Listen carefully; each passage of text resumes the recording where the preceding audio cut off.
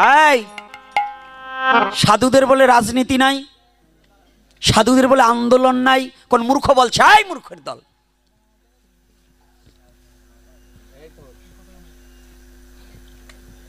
আমার শ্রীকৃষ্ণ চৈতন্য মহাপ্রভু যেদিন চাঁদকাজিকে উদ্ধার করেছিলেন, চাঁদকাজির সমস্ত প্রাসাদ মশাল মিছিল করে ঘেরাও করে ফেলেছিল।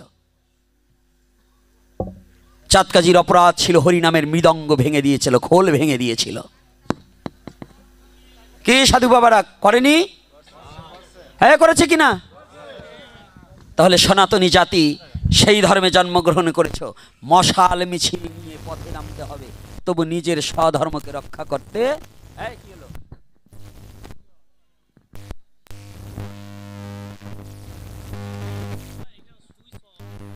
তোমার কাছে কি রয়েছে নাকি, মোবাইল রয়েছে নাকি?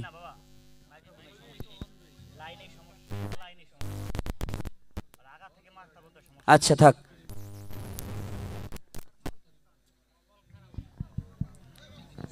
ওইটাকে বন্ধ করে রাখো। কথাটা একটু ভালো করে শুনুন। আমার ধমক ধমক আবার রাগ হচ্ছেন নাকি? সনাতনী জাতি, এই আস্তে, সনাতনী জাতি আজকে নিজের শক্তিকে ভুলে যাচ্ছে। কারণ কি জানেন? সিংহ যদি ছাগলের কাছে প্রতিপালিত হয়, ছাগলের দুধ খেয়ে যদি প্রতিপালিত হয়, সিংহর যে বীর্য, সিংহর যে হুঙ্কার, সিংহ দিনাদিন ওই ছাগলের মতো ঘাস খাওয়া শেখে। সিংহের বিক্রম সিংহ ভুলে যায়। এই সনাতনী জাতি যেদিন নিজের আত্মপরিচয় ভুলে গেছে, যেদিন যে আমি সনাতন ধর্ম শ্রেষ্ঠ ধর্ম, আমি সনাতন কুলে জন্মগ্রহণ করেছি, আমি বীর হয়ে জন্মগ্রহণ করেছি, কাপুরুষ হয়ে নয়, এই কথাটা যখন সনাতনী ভুলে গেছে, তখন ওই ছাগলের মতো চলাফেরা চলছে, এর শক্তি ভুলে গেছে। কিন্তু তা হবে না। আমি হব সকালবেলার পাখি, সবার আগে কুসুম বাগে উঠবো আমি ডাকি। তারপরে কি জানো? বাবা মুখস্থ দিয়েছে, সূর্যি মামা জাগার আগে উঠবো আমি জেগে, হয়নি সকাল ঘুমা এখন মা বলবে রেগে, বলবো আমি অলস মেয়ে ঘুমিয়ে তুমি থাকো, হয়নি সকাল তাই বলে কি সকাল হবে না কো, আমরা যদি না জাগি মা কেমনে সকাল হবে, তোমার ছেলে উঠলে মাগো রাত পোহাবে তবে। আজকে যারা সনাতন ধর্মে জন্মগ্রহণ করেছে নির্বোধের দলেরা আজ সনাতনী চেতনাকে লুপ্ত করে দিতে চায়, সনাতনী চেতনাকে যারা নিঃস্ব করে দিতে চায়, যারা তার সন্তানকে বিপ্লবের পথে দিতে পারে না, যারা নিজের স্বধর্ম রক্ষা করবার নিমিত্তে রাজপথে নামাতে জানে না, এরা মূর্খ, এরা মূর্খ। আমরা যদি না জাগি মা কেমনে সকাল হবে, তোমার ছেলে উঠলে মাগো রাত পোহাবে তবে। তবে এই কালো আধারকে আমরা ভেঙে দিতে চাই। আমরা অন্ধকারে আর বাঁচতে চাই না। সনাতনী সমস্ত যুবক সমাজ, যদি বাবা তোমাকে বাধা দেয়, এই বাবাকে সঙ্গ ত্যাগ করতে হবে, তথাপি নিজের স্বধর্মকে রক্ষা করার জন্য এগিয়ে আসতে হবে। পারবে না? তা কি এ জায়গায় কোটালি পাড়ার মানে খেজুর বাড়ির পোলাপান মনে না খাওয়া বেশি? একাই দোষী, একা দোষী না। পারে বউ কিলেতি। রাধে রাধে। আসতে, ও মা তোমাকে দলের কথা বলছি তাই না মা? আসতে দাঁড়াও, আমি কিন্তু কাউরে ছাড় দিয়ে কথা বলবো না, তোমাকে পাড়ায়ও যাবানি, আসতেছি একটু ধীরে ধীরে। তো এইবার দেখুন, তাহলে আমরা যদি না জাগি তাহলে আমরা কারা? সনাতনী। কি কালো অন্ধকার? এই যারা ৭১-এর আগে যারা এখানে অনেক লোক আছেন, ৭১-এর পর হইতে এই পর্যন্ত সনাতনী, এই বাংলাদেশ স্বাধীন হয়েছে বটে, কিন্তু স্বাধীনতার কোনো শান্তি সনাতনী জাতি পায়নি। জাতীয় পার্টি আসুক, বিএনপি আসুক আর আওয়ামী লীগ আসুক, কোন দল সনাতনী জাতিকে এই স্বাধীনতার শান্তিটাকে উপভোগ করতে দেয়নি। সনাতনী জাতির কোনো বিচার কার্য কোন মন্ত্রী, প্রধানমন্ত্রী করেনি। সনাতনী নারী যত ধর্ষিতা হয়েছে এই বাংলার বুকে ৭১-এর পরেও, পৃথিবীর অন্য কোনো জাতিকে এত ধর্ষণ করেনি। এই বিচারগুলো কোনো মন্ত্রী মিনিস্টার যতবার আসছে, দল পরিবর্তন হয়েছে, একজনও আমাদের সেটা দেয়নি। হিন্দুর বাড়িঘর যত দখল হয়েছে, এটা অন্য কোনো জাতির বাড়িঘর দখল হয়নি। হয়েছে?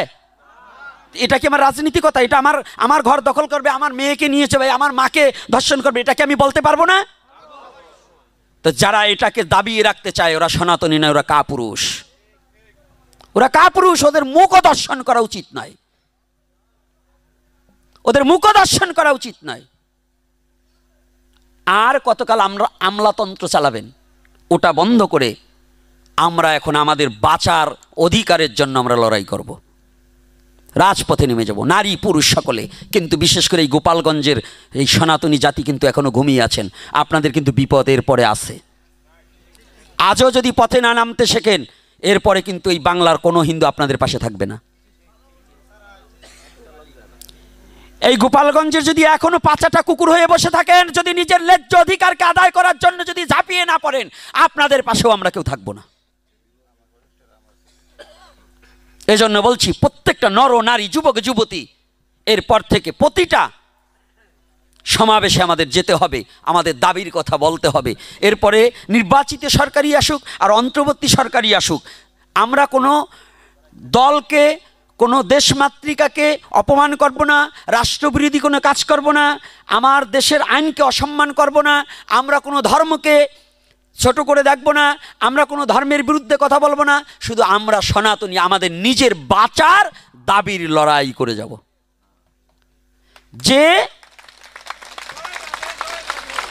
যে পার্টি আমার সনাতনী জাতির নিশ্চিন্তে বাঁচার অধিকার দেবে, বাড়িঘর দখল করবে না, নারী নেবে না, এই সে যে পার্টি হোক, যদি জামাতি ইসলাম, আমি বারংবার বলছি, যদি জামাতি ইসলাম বলে যে আপনাদের আমরা সুরক্ষা দিচ্ছি, যদি লিখিতভাবে সুরক্ষা দেয়, আমরা জামাতি ইসলামের দল করবো, আমাদের কোনো বাধা নেই।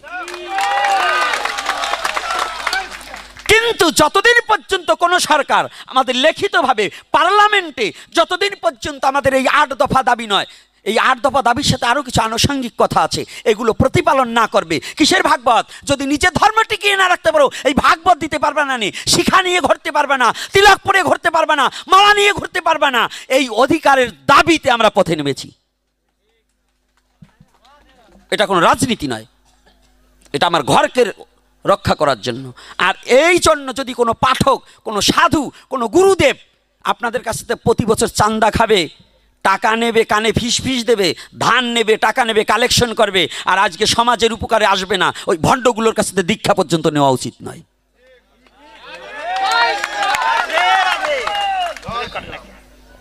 ওই পাঠকের পাঠ বর্জন করে দেবেন। যারা জাতির স্বার্থে আজকে নিঃস্বার্থ হয়ে যদি জাতির স্বার্থে কোনো কর্ম না করতে পারে, এগিয়ে আসবে না, এদেরকে বর্জন করুন, দেখবেন ওরা এমনি সোজা হয়ে যাবে। এজন্য আমি বলতে চাই, আপনারা শিক্ষিত ভদ্রলোক মণ্ডলী, আমার এপিসোড আগেও শুনেছেন, এখন আমি বলতে চাই, হ্যাঁ যুব সমাজ, জেগে উঠতে হবে বারুদের মতো, নিজের স্বধর্মকে রক্ষা করার জন্য, নিজের মা বোনের ইজ্জতকে রক্ষা করার জন্য, নিজের মাতৃভূমিকে রক্ষা করার জন্য, নিজের দেশ মাতৃকাকে রক্ষা করার জন্য। এটা আমার আপনার সবার কর্তব্য। আমরা মহাপ্রভু এটাকে শিক্ষা দিয়েছে, আমার ভগবান কৃষ্ণ শিক্ষা দিয়েছে, ভগবান রামচন্দ্র শিক্ষা দিয়েছে। যদি অস্ত্র হাতে নিয়ে যুদ্ধ করেও নিজের দেশ মাতৃকাকে রক্ষা করতে হয়, তাও করতে হবে। এটা সাধুদের নির্দেশ, করতে হবে। পারবে না? কি পারবে কিনা?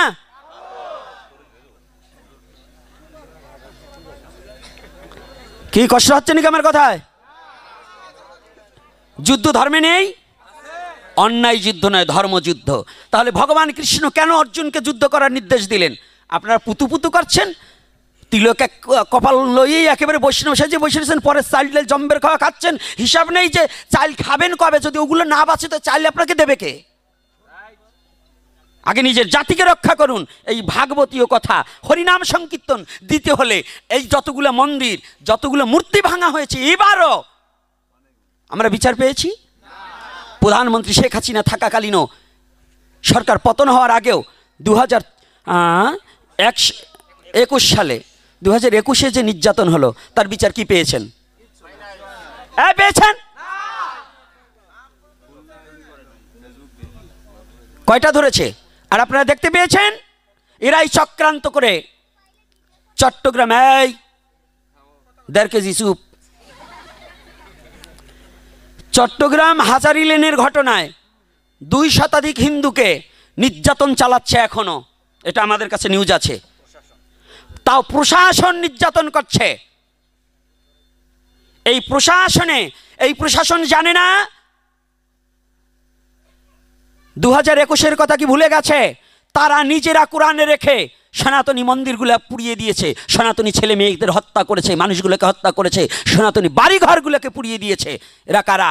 আর সেই প্রশাসনই আজকে তারা আবার হিন্দুদের প্রতি নির্যাতন করছে। তাহলে এই দেশ বাংলাদেশ স্বাধীন হয়নি। আর যদিও হয়ে থাকে তাদের জন্য হয়েছে, আমাদের জন্য কোনো স্বাধীন হয়নি। আমরা স্বাধীনভাবে বাঁচতে পারছি না। এটা আমরা মেসেজ দিয়ে সারা পৃথিবীতে জানিয়ে দেব যে আমরা বাংলাদেশের হিন্দুরা কোনো স্বাধীন পাচ্ছি না। এজন্য আপনাদের গর্জে উঠতে হবে। প্রতিটা ছেলে মেয়েকে, আপনি যদি সঠিক পিতা হয়ে থাকেন, আপনার সন্তানকে দেশমাতৃকাকে রক্ষার জন্য এগিয়ে দিতে হবে। আপনারা এখানে বসে শুধু এই গোপালগঞ্জের 4 ঘর চারাল ভালো থাকলে হবে না, সারা বাংলাদেশের হিন্দুর ভালো থাকতে হবে। খালি ইন্ডিয়া যাবেন কেন? ইন্ডিয়া যাব কেন? আমরা যত যাব ওদের তত লোভ বেড়ে যাবে, তত আপনার সম্পত্তি দখল করার জন্য ওরা চেষ্টা করবে। এটা আমরা করতে দেব না, এটা আমরা করতে। খালি ঘরে বসে দেব না করলে কাজ হবে না, নেমে আসতে হবে। সারা বিশ্ব জেনে যাক আমাদের কত নির্যাতন হচ্ছে। 2 শতাধিকের উপরে হিন্দু ফ্যামিলিকে ওখানে অ্যাসিড ছোড়ার অপরাধ দিয়েছে, ঝগড়ার উন্ডা নিজেরা বাঁধিয়েও তো আমাদের ভাসিয়ে দিচ্ছে। কারণ যখন দেখছে বিশ্বের বুকে সনাতনীরা জেগে উঠছে, তখন এই জাতিকে কিভাবে নীচ করা যায়, কিভাবে হেয়পূর্ণ করা যায়। এই বাংলার বুকে এমন কোনো ইতিহাস কেউ দেখাতে পারবে না সনাতনীরা কোনো জাতির প্রতি ঝাঁপিয়ে পড়ে তাদেরকে হত্যা করার বিধান এটা সনাতনীরা করেনি। সারা বিশ্বে কি প্রশাসন, যে প্রশাসন সিসি ক্যামেরাটাকে পর্যন্ত ভাঙে, সিসি ক্যামেরাটার ফুটেজ দেখে কারা সত্যতা মিথ্যা বিচার করবে। আর এই বাংলার প্রশাসন ক্যামেরা ভেঙে দিচ্ছে যে তারা যারা অপকর্ম করছে এই অপকর্ম যেন পাবলিসিটি না হয়, বহির্বিশ্বে যাতে না দেখতে পারে যে আমরা হিন্দুদের প্রতি কত অত্যাচার, কত নিপীড়িত অবস্থায় বাংলার সনাতনী জাতি আছে। আর সেই জাতি খালি ভাগবত হরে কৃষ্ণ বললেই কারাচাইল পাওয়া যায় না, হ্যাঁ? আর যে সাধুরা খালি পরের বাড়ি খিচুড়ি আর ডাল ভাত খাওয়ার জন্য ঘুরে বেড়ান, এগুলোকে বন্ধ করুন। আগে নিজের জাতিকে তা রক্ষা করার নিমিত্তে আমাদের এগিয়ে আসতে হবে। কষ্ট পাচ্ছেন নাকি?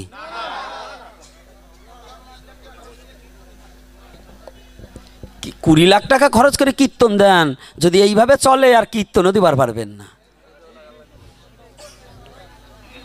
এজন্য আমি চরণ ধরে করিবা না যে কখনোই নিজের সন্তান যদি যেতে চায় কাউ বাধা দেবেন না।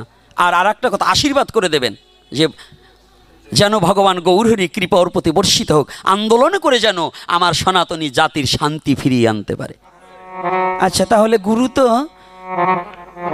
4টে দেশে 4 জন গুরু, তাহলে দীক্ষা যিনি দিলেন তার পা ধুয়ে জল খেলাম, কিন্তু আমার স্থূলের গুরু মূলে ভুল স্থূলে বিচারে তারে না চিনিতে পারে বৈধি অঙ্গজনা। তাহলে বৈধি অঙ্গজনা চিনবে কি করে? বৈধি অঙ্গ কাকে বলছি? যিনি ঘরের খবর না নিয়ে শুধু পরের খবর নিয়ে বেড়ায়, এরাই হচ্ছে বৈধি অঙ্গজনা। তাহলে ঘরের খবর কি? আগে স্থূলকে বিচার করতে হবে। আমার শ্রীকৃষ্ণ চৈতন্য মহাপ্রভু নিজে কি করতেন? প্রতিদিন শিক্ষাটা কোথায় একটু জানতে হবে। আজকে আমি আসার সাথে সাথে আমার এক শিক্ষক বাবা এসে বলছেন, বাবা আপনাকে নিষেধ করব না, তবে আপনি অন্য ব্যাপারে কোনো কথা বলবেন না। কোন ব্যাপারে?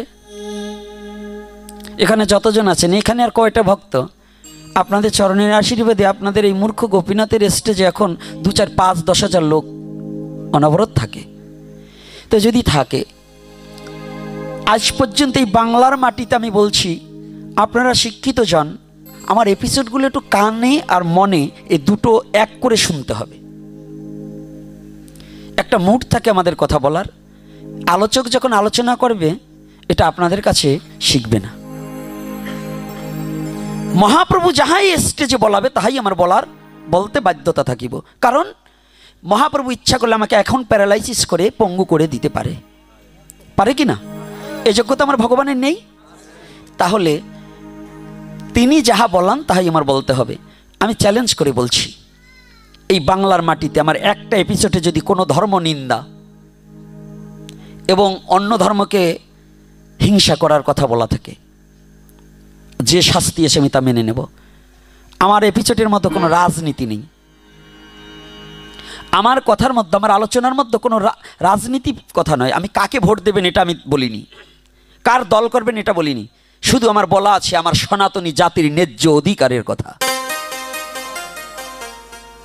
তাহলে আমার এপিসোড না শুনে আপনারা মন্তব্য করাটা এটা ঠিক না। সে যে হন, আগে শ্রবণ করতে হবে কথাটা কি, এটা কি আমার জাতির স্বার্থে, আমার ধর্মের স্বার্থে বলছি কিনা।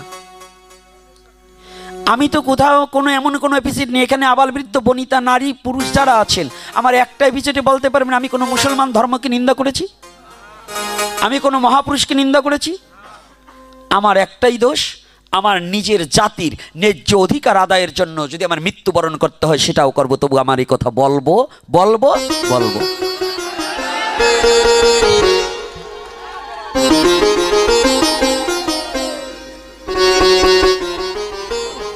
সনাতন ধর্ম আপনাকে কি দিয়েছে? উপন্যাস পড়েছেন, নাটক নোবেল পড়েছেন, কিন্তু চৈতন্য লীলাটাকে কোনোদিন হৃদয়ঙ্গম করেননি।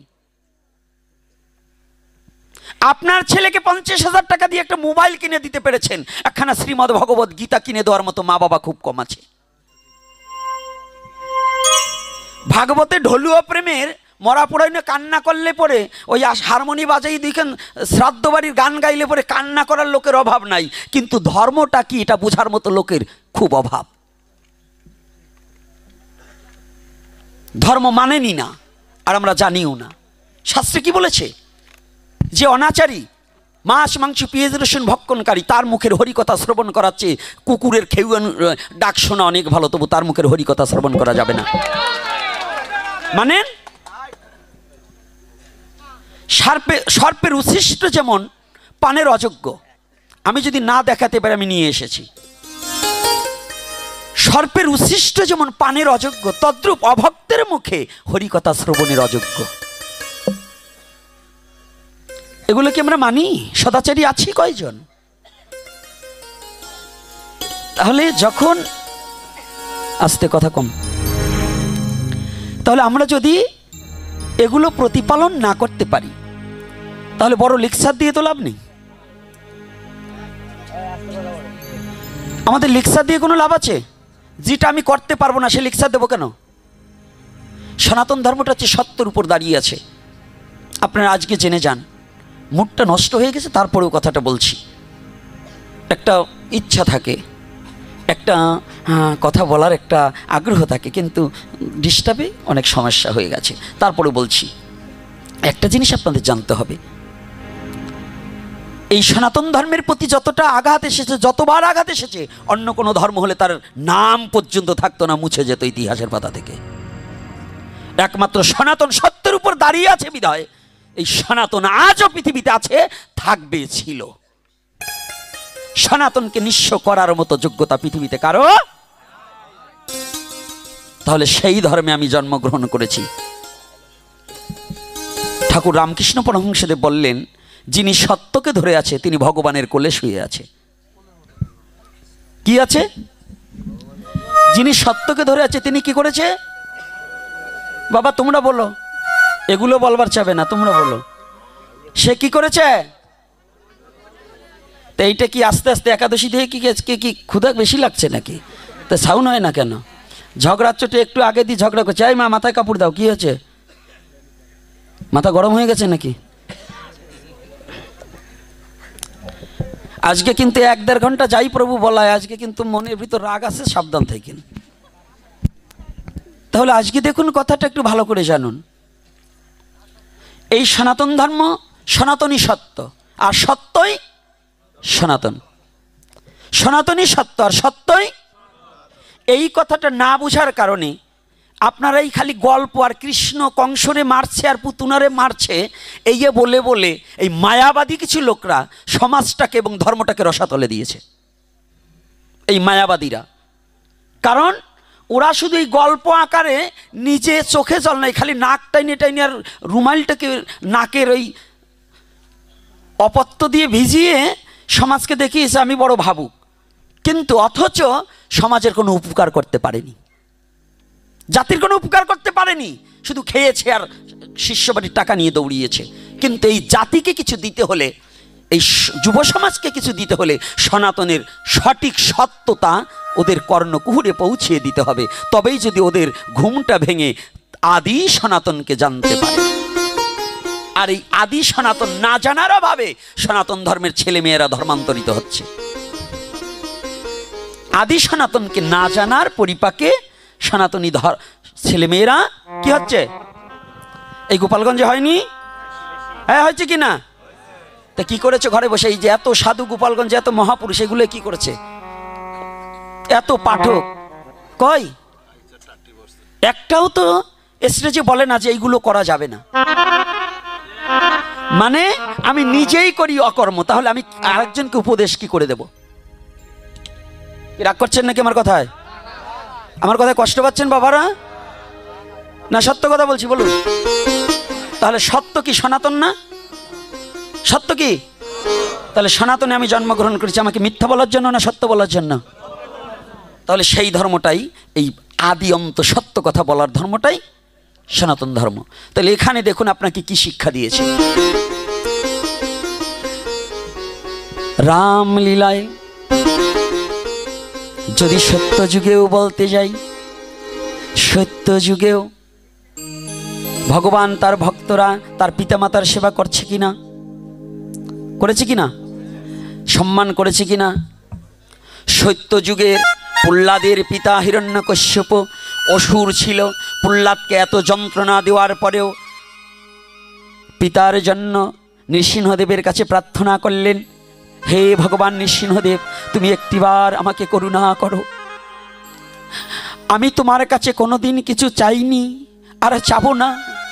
দেখুন পুত্র হয়ে কতটা কর্তব্য পরায়ণতা ছিল, সত্যযুগ থেকে ধরে ধরে আসছি। আজকে তো শুধু বলেন আর শোনেন সনাতনী শাস্ত্র কি শিক্ষা দিয়েছে। যদি সনাতনী ধর্মের এই চারি যুগের কোনো শাস্ত্রটা কোনো সনাতনী ছেলে মেয়ে প্রতিপালন করে, সেই সনাতনী ছেলে মেয়ে কোনোদিন বিপদগামী হতে পারে না।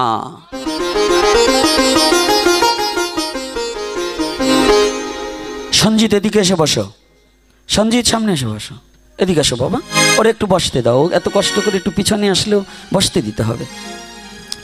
তাহলে আজকে দেখুন কথাটা, আমার কথাটা একটু কোথায়, সত্যযুগ থেকে ধরে ধরে। আপনার পিতা আপনাকে একটা থাপড় মারলে আজকাল ছেলে পেলে মা বাবাকেও মেরে দেওয়া লোক আছে, আর আছে কি না? এরকম কুলাঙ্গার সনাতন ধর্মে জন্মগ্রহণ করেছে না, মা বাবার গায়ে হাত দিচ্ছে। আমি ভগবানের কাছে প্রার্থনা করি, যদি সঠিক মা বাবা হয়, মা বাবা যদি ছেলের প্রতি কোনো অবিচার না করে, ওই সন্তান যদি দুরাচারী হয়, যে হাত দিয়ে ওই মাকে মেরেছে বাবাকে মেরেছে, কুষ্ঠবেদী হয়ে যেন ওই হাতগুলো খসে পড়ে যায়। এটা হয়েছে, আমি বাস্তবে দেখিয়ে দেব। কাশিমপুরের দীক্ষিত এখানে আছেন না? আছেন কি না? এই 22টা কাশিমপুর, তার দিঘিলে কাশিমপুরে যাবেন। ওই দিঘিলে কাশিমপুরে একটা ব্যক্তি, এই ঘটনা ঘটেছে জানেন, তার মাকে লাথি মেরেছিল। জমি বিক্রি করে দিচ্ছে, মাত্র 10 কাঠা জমি আছে। মা গিয়ে দাঁড়িয়েছে, বাবা এই 10 কাঠা জমি যদি তুই বিক্রি করে দিস, তাহলে তোর এই মেয়েগুলো কি খাবে? মাকে ওই দরজার সামনে দিয়ে লাথি দিয়ে ফেলে দিয়েছিল। মা খুব যন্ত্রণা পেয়ে খালি শুধু দাঁড়িয়ে বলেছিল, গোবিন্দ, যে পা দিয়ে ও আমাকে লাথি মেরেছে আর যে হাত দিয়ে আমাকে এতদিন মেরেছে, আমি চোখে দেখে যেতে চাই, ওর যেন কুষ্ঠবেদী হয়। এই কথা বলে কে? ওর যেন কুষ্ঠবেদী হয়। আমি তাকে দেখেছি সচক্ষে, নামটা বলবো না, তাহলে অনেকেই ই করবেন। আপনারা শুধু দিঘলিয়া কাশিমপুর আপনারা যাবেন, খগেনবাবুর বাড়ির পাশে, সেখানে যে জিজ্ঞাসা করবেন এই ঘটনা কে ঘটিয়েছিল আর কি হয়েছিল। বাস্তব জীবনের কথা বলছি। সেই মা জীবিত থাকাকালীনই এই নাকটা পর্যন্ত পচে পড়ে গিয়েছে। এটা আমার জীবনের সচক্ষে দর্শন, সচক্ষে দর্শন। পাগুলো পর্যন্ত পচে গিয়েছে। এটা কি জানেন? এটা বাস্তব সনাতনের শিক্ষা। সনাতন বললেন সত্যযুগ হইতে প্রহ্লাদকে যতটা নির্যাতন করেছে, যত অত্যাচার করেছে, যখন ভগবান আর সইতে না পড়ে পূর্বের কথার সূত্র ধরে যখন ভগবান নিজে নৃসিংহদেব তার হাঁটুর উপরে রেখে যখনই হিরণ্যকশ্যপের হৃদয়খানা নখ দ্বারা চূর্ণ বিচন্ন করে যখন নারীগুলো চিবাচ্ছিলেন আর প্রহ্লাদকে কাছে ডেকে যখন আদর করেছিলেন, ভগবান সেদিন বলেছিলেন, নৃসিংহদেব, প্রহ্লাদ, তুমি তো কোনোদিন তোমার জন্য কিছু আমার কাছে চাওনি, আজকে তুমি প্রাণে ভরে চেয়ে নাও, আমি তোমাকে দেব, তুমি প্রাণ খুলে আমার কাছে চাও। প্রহ্লাদ কাঁদছে। প্রহ্লাদ, তুমি কাঁদছো কেন বাবা? ভগবান, আমি তোমার কাছে কি চাইবো? এ জগতে চাইবার আগেই তো তুমি আমাকে সব কিছু দানে করে দিয়েছো, উজাড়ে করে তুমি আমাকে দিয়েছো। তোমার কাছে চাইবার মতো তো জগতে আমার কিছু নেই।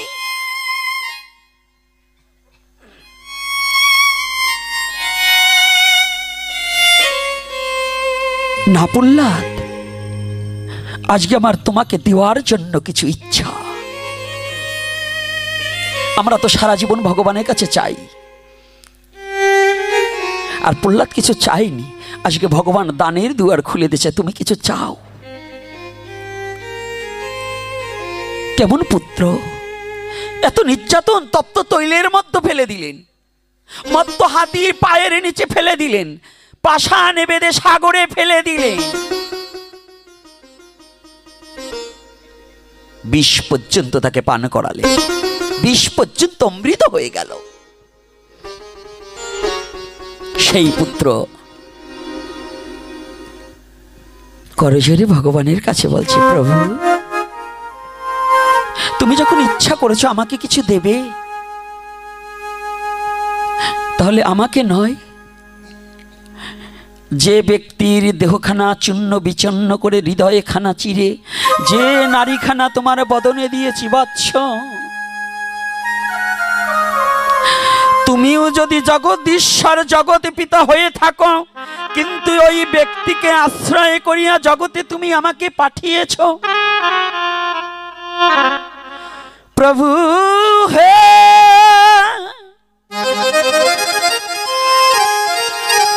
প্রভু, একটিবার তোমার কাছে আমার প্রার্থনা কি জানো? আমি জীবনে তোমার কাছে কোনোদিনই কিছু চাইনি, আর চাবো না। ওই যে ব্যক্তিটা তোমার কোলের উপর শুয়ে আছে, ও তো আমার বাবা।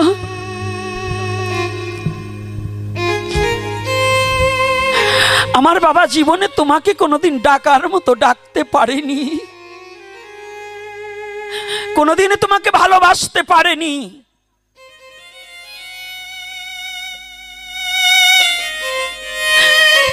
কিন্তু আমি তো তোমাকে ডেকেছি,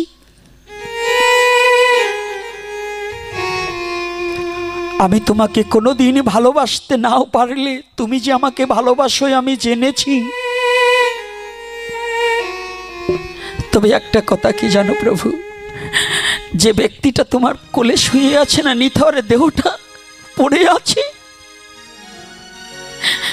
তুমি কথা দাও ওই ব্যক্তির প্রাণ পাখি যখন এই খাঁচা ছেড়ে চলে গিয়েছে, আমি পুত্র হয়ে তোমার কাছে প্রার্থনা করি, তুমি আমাকে কথা দাও, তুমি আমার বাবাকে তোমার চরণ ছাড়ো, ওরে করো না রে।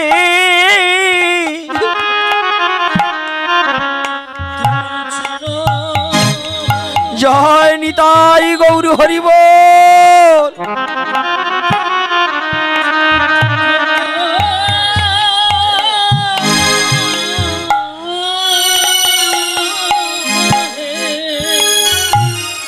প্রভু তোমার চরণ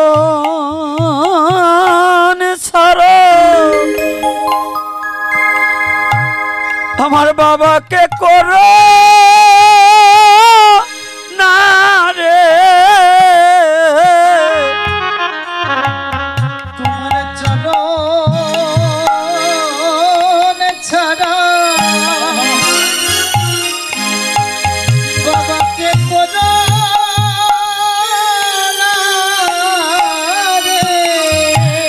ওরে তোমার চরণে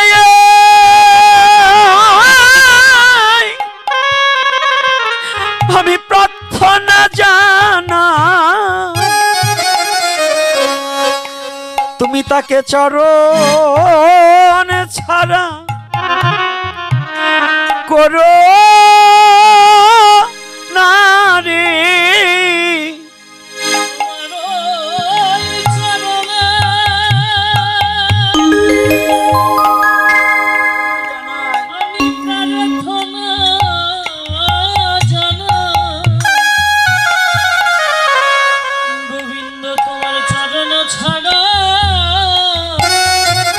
ওরো নারী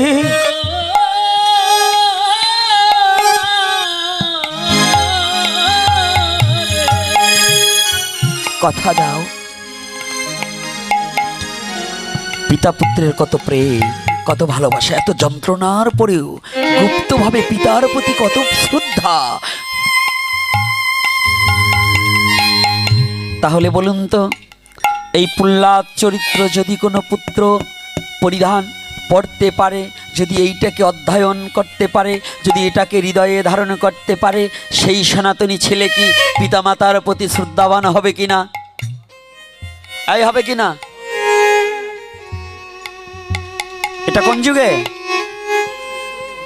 সত্য যুগে। নৃসিংহ অবতার কিন্তু সত্য যুগে, 10 অবতারের মধ্যে বেশিরভাগই সত্য যুগে। এইবার আসুন তিতাযুগ।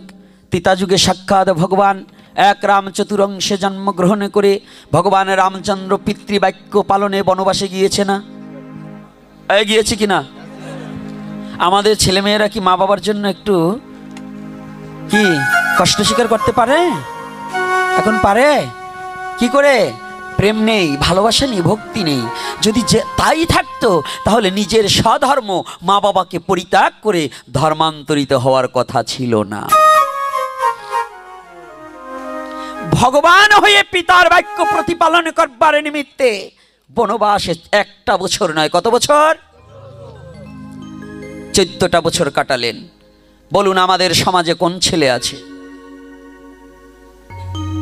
কোন ছেলে আছে মা বাবার জন্য নিজের সুখকে বিসর্জন দেবে? কয়জন ছেলে আছে গো? লাখে না মিলিল 1 লক্ষ পুত্রদের মধ্যে মিলছে না। তাহলে কি কথাটা কষ্ট হচ্ছে নাকি? আলোচনা এখানে করবো না, ছেড়ে দেবো? হ্যাঁ, এখানে আলোচনা শোনা যায় তো? আবার যেন পথ দিয়ে যাবার সময় বলেন না গুরুদেব গোসাই গোপীনাথ আসলো, ভাগবতীয় কথা তো বললো না। এগুলো কি আমার বাবার কথা বলছি? হ্যাঁ, ভাগবত কি? আর না গৃহে রব, জলে ডুবি আমার দুরাচার ঘরে নাহি রব, এইগুলো বুঝি ভাগবত না? ভাগবত কাহাকে বলছে? যাহা শ্রবণ করিলে নিজের ভিতরের বদ বুদ্ধি দ্রবীভূত হয়ে শুদ্ধ প্রেম ভক্তির উদয় হয়, তাহাকে ভাগবত বলা হয়। ভাগবতের ওই 18,000 শ্লোকী ভাগবত না। আদ্যাবধি সেই লীলা করে গোরা রায়, কোন কোন ভাগ্যবান তাহা দেখিবারে পায়। এখনো ভগবানের লীলা পূর্বে চলছিল, এখনো চলছে এবং ভবিষ্যতেও চলবে। তাহলে এই শ্লোকগুলো কোন জায়গায় লেখা রয়েছে? এই শ্লোকগুলো আর কারো মধ্যে নেই, একমাত্র সাধুগুরু বৈষ্ণব ধ্যান নেত্রে তাহা দর্শন করে সেই লীলা বিশ্ব জগতে প্রচার করে।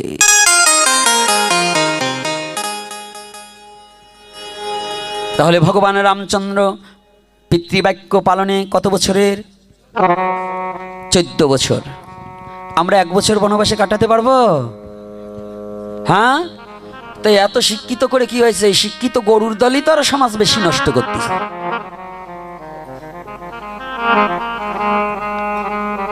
শিক্ষিত যারা, সুশিক্ষিত যারা, তাদের দণ্ডবোধ করি, প্রণাম করি, কিন্তু ওই যে শিক্ষিত গরু যে কয়টা, ওই কয়টার একটু সাইজ করতে হয় মাঝে মাঝে। অতিরিক্ত শিক্ষিত হয়ে ধর্ম কি, সনাতন ধর্ম কি, আরে এগুলো কিছু নেই, সব কুসংস্কার, এসব মানতে হয় না। আসছি বিশ্বজগতে জন্মগ্রহণ করছি, খাবো দাবো, আনন্দ করবো, আর ড্যান্স দেবো, কুইসে মরা, তাতেই হয়ে যাবে। কারণ এই যে কিছু শিক্ষিত গদ্যপের দল, এবারও দুর্গা পূজায় এত দুর্যোগ গেছে, এগুলো ড্যান্স বন্ধ হয় নাই, সেমরি নিয়ে নাচানো শুরু করছে। তো যে গ্রামে যে বাড়িতে একটা শিক্ষিত ছেলে ছিল, ওর ব্রেনে কি ঢোকেনি যে এখন সনাতনীদের যে কি অবস্থা, এই অবস্থার মধ্যে আমি যে আনন্দ করছি, নৃত্য, হ্যাঁ এত বড় শিক্ষিত হয়েছে, ড্যান্সার আনো, বক্স আইনে ড্যান্স করো, বাজে গান নাচাতে পারো, অথচ মন্দিরের বেড়া থাকে না, দরজা থাকে না, মুরগি ঢোকে মন্দিরে, এটা চোখে পড়ে না অশিক্ষিতর দল? কি কষ্ট পাচ্ছেন নাকি? এরকম হয় কিনা বলুন, এরকম হচ্ছে কিনা? তাহলে এগুলো কি শিক্ষিত আমি বলবো? ওরা শিক্ষিত কিন্তু সুশিক্ষিত নয়। শিক্ষিত আর সুশিক্ষিত আলাদা। সুশিক্ষিত যেজন, তার দ্বারা সমাজের, জাতির, ধর্মের, বংশের, নিজের পরিবারের সমস্ত উন্নত হবে, কোনো অবনতি হবে। আর যাদের দ্বারা ডক্টরেট করুক, আমার কি আসে যায়, কিন্তু তার কোনো বেঈমানি করা লোক আছে না, নিজের ধর্মটাকে জানে না, বোঝে না, নিজের ধর্মটাকে আরো যাতে কলুষিত হয় এই ব্যবস্থা করে, এটাকে কি শিক্ষিত বলেন না শিক্ষিত গাধা বলেন, কোনটা? মানে শিক্ষা অর্জন করে গাধা হয়ে রয়েছে, এই জন্য শিক্ষিত গাধা, গাধাটা পরে। আর গাধা শিক্ষিত হইলে পরে আগে অশিক্ষিত ছিল, এইবার কিছু জানছে। রাধে রাধে। খালি বাবাদের দোষ না, মায়েদেরও কিন্তু আছে কি না মা? তাহলে এখানে আমাদের সনাতন ধর্মে কি শিক্ষা দিয়েছেন? সনাতন ধর্মে কত এত বড় স্বচ্ছ শিক্ষা পৃথিবীর কেউ দিতে পারবে না, পৃথিবীর কেউ দিতে পারবে না। আপনার সন্তানকে যদি সনাতনীর আদর্শতে একবার আদর্শিত করতে পারেন, আমি কথা দিয়ে যাচ্ছি এই ভাগবতী আসরে জীবনে আপনার সন্তান আপনার বাক্যের বাইরে চলবে না। আর যখন আপনার সন্তানকে সনাতনী সংস্কৃতির বাইরে রাখবেন, আপনি চোর তৈরি করার জন্য, বদমাশ তৈরি করার জন্য প্রস্তুত নেবেন, তখন আপনার সন্তান মানুষ থেকে অমানুষ তৈরি হবে। জীবনে আপনার সন্তান আপনাকে শ্রদ্ধা, ভক্তি, প্রেম কি জিনিস তাহা আপনাকে অর্পণ করতে জানবে না। তখন কেঁদেও কোনো লাভ হবে না, অভিশাপ দিলেও কাজ হবে না, কারণ আপনার সন্তানকে আপনি নিজেই তো মানুষ তৈরি করেননি, এজন্য কাকে দোষ দেবেন? মানুষ তৈরি করতে হলে মানুষের সঙ্গ করাতে হবে, মানুষকে যার আত্মচৈতন্যবোধ জ্ঞানের অনুশীলন করে হুঁশ হয়েছে, যিনি জানে একমাত্র পৃথিবীতে আমি যে ধর্মে জন্মগ্রহণ করেছি, আমার স্বধর্ম নিধনাং শ্রেয়, পরধর্ম ভয়াবহ, আমার পিতামাতার প্রতি আমার কর্তব্য আছে, আমার জাতির প্রতি আমার কর্তব্য আছে, আমার ধর্মের প্রতি আমার কর্তব্য আছে, আমার সমাজের প্রতি আমার কর্তব্য আছে। এই আত্মচৈতন্যবোধ জ্ঞানের অনুশীলন করিয়া যিনি নিজের জীবনটাকে ভগবানের চরণে সুপে দিয়েছে, সেই তো পৃথিবীতে মানুষ হয়েছে। কে মানুষ? আত্মচৈতন্যবোধ জ্ঞান অনুশীলন না করলে সে কি মানুষ হতে পারে? কি বাবা মানুষ হতে পারে? এখন এক পাজা মালা নিয়েছি, তিলক পরেছি, হ্যাঁ রঙিন কাপড় পরেছি, নামাবলী গলায় দিয়েছি, কিন্তু আমার দ্বারা যদি সমাজ এবং জাতির অকল্যাণকর কর্ম হয়, আমি কিসের সাধু?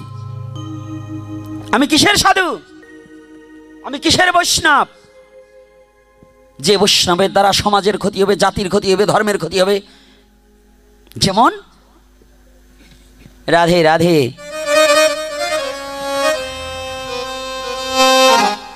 জীব হত্যা করা যেমন মহাপাপ। আপনাদের ধানের যখন পোকা লাগে আপনারা বিষ দেন না? বিষ দিচ্ছেন কেন? কারণ কি? তাহলে ওইটা হত্যা করা মহাপাপ নয়? ওটার মধ্যে প্রাণ আছে না? উদ্দেশ্য কি? ফসলকে বাঁচাতে হলে অগাছাকে মারতে হয়। তদ্রূপ এই সমাজে যারা অগাছা আছে, যাদের জন্য ধর্মের ক্ষতি হবে, জাতির ক্ষতি হবে, সনাতনের ক্ষতি হবে, এগুলোকে কেটে ফেলতে হবে। এগুলোকে কোনো বাড়তে দেওয়া যাবে? মনে থাকবে তো? মনে থাকবে তো? ওই শয়তানের কথা মতো কোনো সমাজ পরিচালনা হতে পারে? এই শয়তানগুলোকে সমাজ থেকে পরিষ্কার করে সনাতনকে সত্যতা প্রচার করে সঠিক সনাতনকে বোঝার মতো যোগ্যতা প্রতিটা ঘরে ঘরে যেন ভগবান গৌর হরি কৃপা করে করে দেয়।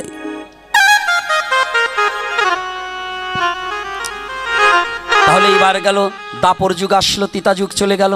দাপর যুগের ভগবান কৃষ্ণচন্দ্র কি করেছে? হ্যাঁ, এই যে যুবক ছেলেমেয়েরা, মায়েরা, বাবারা যারাই আছেন, বয়স্কদের অনেকের মা বাবা নেই, যাদের আছে তারা ভালো করে জেনে নেন। ভগবান কৃষ্ণ খালি কি এই গোপীদের সাথে প্রেম লীলা করেছে, আর কোনো লীলা করেনি? শুধু রাসলীলাই করেছে। এই যে সামনে রাস, কথায় কথায় আপনি রাস তত্ত্ব একটু আলোচনা করেন, অমুক জায়গায় অমুক তত্ত্ব আলোচনা করেন, এই যে বলেন। ভগবান কি খালি ওই যে ব্রজগোপীদের ওই মেয়েগুলো নিয়ে কি এই লীলা করছে, আর কোনো লীলা করেনি? সে লীলার মাহাত্ম্যটা কি?